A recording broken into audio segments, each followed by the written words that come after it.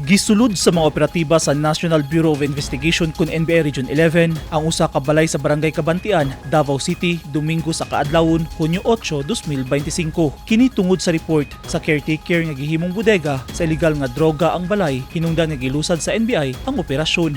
Nadiskubrihan sa NBI ang usa ka kilo sa gituang shabu nga nagkantidad og 17 million pesos. Nasakmit sab ang pipila sa mga liquid marijuana, high-grade marijuana kun kosh ug uban pang kontrabando nga dunay sagol nga illegal nga droga sama sa sigarilyo, vape, edibles ug exotics. Matud sa NBI, nahadlok ang caretaker sa balay nga basin maapil siya og kadakpan, hinungdan nga iyaha kining gisumbong kauban ang iyang abogado. Ang kinahon ng mga illegal nga droga gitago pa mismo sa mga lehitimong food delivery services aron mabaligya sa ilang mga kliyente. Wala na naabtan sa NBI ang tag-iya sa girid nga balay pero nailhan na siya sa mga otoridad.